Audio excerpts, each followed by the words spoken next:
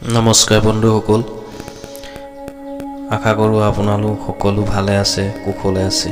আজি আপোনালোকৰ লগত এটা নতুন কথা শ্বেয়াৰ কৰিবলৈ লৈছোঁ। কথাটো হৈছে অন্ত্যেষ্টি সংস্কাৰৰ লগত জড়িত কিছু নজনা কথা আপোনালোকক এবাৰ জনাবলৈ ওলাইছোঁ। আচলতে ময়ো জনা নাছিলোঁ, ভাবিলোঁ আপোনালোকেও কোনোবাই হয়তো নাজানে, মনত এটা আখুৱা থাকে। অন্ত্যেষ্টি সংস্কাৰৰ কৰ্ম স্ত্ৰীয়ে কৰিব নাপায় বুলি কিয় কোৱা হয়, এই বিষয়ে আপোনালোকক মই সামাজিক মাধ্যমৰ যোগে পঢ়িবলৈ পাইছিলোঁ। ভাবিলোঁ আপোনালোকলৈও ভিডিঅ' আকাৰে আগবঢ়াই দিওঁ, কিবা যদি ভুল হয় ক্ষমা কৰিব। অন্ত্যেষ্টি সংস্কাৰৰ কৰ্ম স্ত্ৰীয়ে কৰিব নাপায় বুলি কিয় কোৱা হয়? শাস্ত্ৰই অন্ত্যেষ্টি সংস্কাৰৰ দায়িত্ব পুত্ৰ সন্তানক দিছে। পুত্ৰ নাথাকিলে ভায়েক ভতিজাকে কৰিব পাৰে, কিন্তু শাস্ত্ৰই স্ত্ৰীয়ে কৰিব নাপায় বুলি কোৱা নাই। কোনো বাধা নাই যদিও কিয় স্ত্ৰীয়ে নকৰে, এই প্ৰশ্ন বহুতৰ মনলৈ আহে। অহাটো স্বাভাৱিক। শ্মশানলৈ লৈ যাওঁতে গোটেই বাটটোতে অশুভ শক্তি কিছুমান লগে লগে যায়, সেয়ে হাতত জোৰ জ্বলাই লৈ যোৱা হয়। শ্মশানতো এনেধৰণৰ শক্তি বহুত থাকে। এইবিলাক প্ৰকৃততে কিছুমান দূষিত বায়ু বা গেছ হৈ থাকে। এই দূষিত বায়ুৱে স্ত্ৰীক বেছি আকৰ্ষিত কৰে আৰু স্ত্ৰীৰ জীৱনলৈ কেতিয়াবা বাধা আৰু সমস্যাও আনিব পাৰে।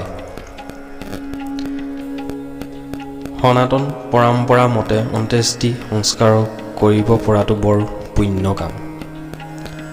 গৰুড় পুৰাণত ভগৱান বিষ্ণুৰ বাহন গৰুড় পক্ষীয়ে মৃত্যু আৰু মৃত্যুৰ পাছত কোনটো নিয়ম কিয় মানিব লাগে, সেই বিষয়ে বিভিন্ন প্ৰশ্ন সোধোতে ভগৱান বিষ্ণুৱে প্ৰতিটো প্ৰশ্নৰ উত্তৰ দি প্ৰতিটো নিয়ম কিয় মানিব লাগে তাৰ গুৰুত্ব বুজাই দিয়ে।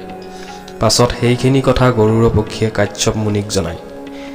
মানুহৰ মৃত্যুৰ পাছৰ কিছুমান কথাৰ ওপৰত আমাৰ মনটো বহুত প্ৰশ্ন আহি থাকে।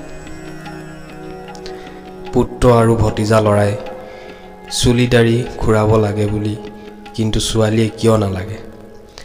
শ্মশানত বিভিন্ন অশুভ বস্তুৰ সান্নিধ্যত আহিবলগীয়া হয়, এইবিলাক চুলিত ৰৈ যায়, সেয়ে চুলি দাড়ি কাটি শুচি হ'ব লাগে। সনাতন ধৰ্মৰ মতে স্ত্ৰীৰ চুলিয়ে সম্পদ আৰু সৌভাগ্য আনে, সেয়ে স্ত্ৰীক চুলি খুৰাবলৈ দিয়া নহয়।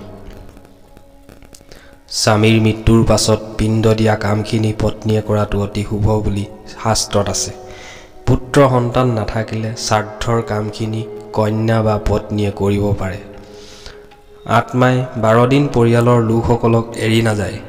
সেই 12 দিন ঘৰত গৰুড় পুৰাণ বা বিষ্ণু সহস্ৰ নাম পাঠ কৰিলে ভাল। গৰুড় পুৰাণত মৃত্যুৰ সম্পূৰ্ণ ৰহস্য আৰু আত্মাক কেনেকৈ শান্তিত পৰলোকলৈ যাবলৈ দিব পাৰি সেই কথা আছে। এই কথাখিনি শুনিলে মৃতকৰ আত্মাই শান্তি পায় আৰু সংসাৰৰ মোহ এৰি পৰিয়ালৰ লোকসকলক আশীৰ্বাদ দি যাবলৈ সাজু হয়। আনহাতে পৰিয়ালৰ লোকেও শ্ৰাদ্ধ বিধি ভালদৰে কিয় কৰিব লাগে তাৰ অৰ্থ বুজি পায়। বিষ্ণু সহস্ৰ নামৰ পৰিৱেশ শুদ্ধিকৰণ ক্ষমতা অতি বেছি, সেয়ে সেইকেইদিন পৰিয়ালৰ লোকসকলে পাঠ কৰিলে ভাল। যদি কন্যা সন্তানে মুখাগ্নিৰ কামখিনি কৰে, তেন্তে কন্যাগৰাকীয়ে নিজে সেইকেইদিন বিষ্ণু সহস্ৰ নাম পাঠ কৰি থাকিব লাগে বুলি পৌৰাণিক শাস্ত্ৰই কয়। পিতৃপক্ষতে হওক বা মৃত্যু তিথিতে হওক, পুত্ৰ সন্তান থাকিলেও পত্নী জীয়ৰী বোৱাৰী সকলোৱে নিজৰ আত্মীয়ৰ অস্থি বিসৰ্জন, শ্ৰাদ্ধ আৰু নপুৰুষৰ শ্ৰাদ্ধ কৰিব পাৰে।